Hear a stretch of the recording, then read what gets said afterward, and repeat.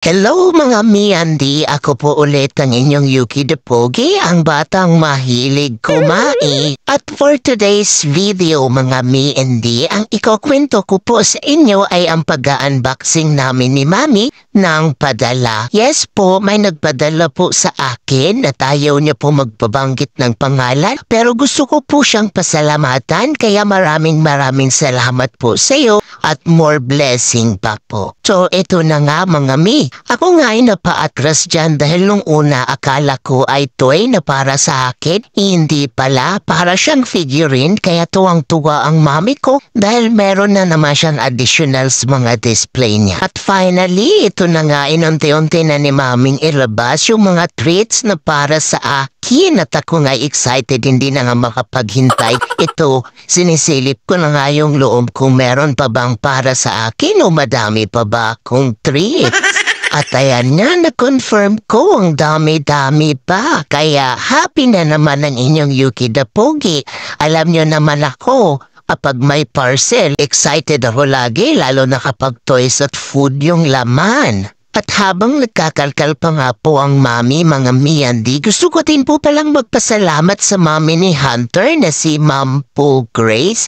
So pinadala niya din pong pedigree no with food at sa Cesar na brand po no with food din. At eto, may toy pang nakuha ang mami at ito nga ang tinatawag namin ngayon na si Smiley. Alam niyo naman ako mahilig din ako sa mga toys na natunog tulad ni Put at ni Blue. By the way mga miyandi, gusto ko na din po palang i-take yung opportunity na to na magpasalamat po sa inyong lahat sa mga nagmamahal sa akin. Sa walang sawang sumusuporta sa nanonood ng mga videos ko na kahit na anong gawin ko ay natutuwa sila. At speaking of natutuwa, meron din palang pinatalang chocolate. Ay mas matutuwa ang daddy ko dahil gustong-gusto ng daddy ko yung chocolate na yan. Pero syempre hindi ako natutuwa kasi bawal sa akin yun. Joke lang po, happy-happy na po ako dito. Sobrang dami ng mga treats ko.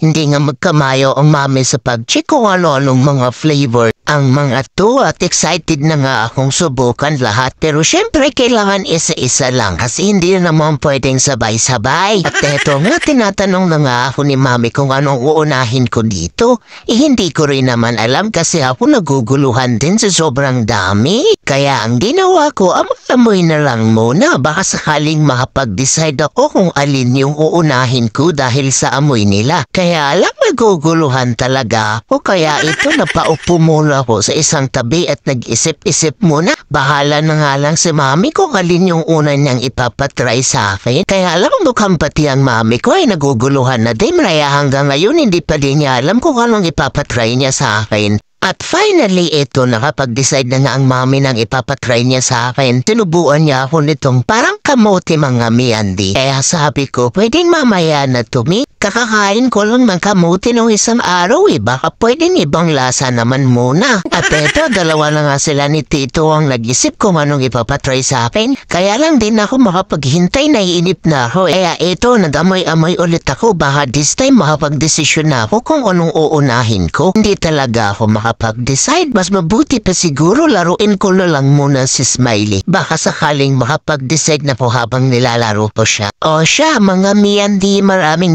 salamat po sa pagsama niyo po sa amin ni Mami sa pag-unboxing po. At maraming salamat po sa nagpadala ng mga blessings. And sa inyong lahat po mga miyandi, God bless po. Bye-bye!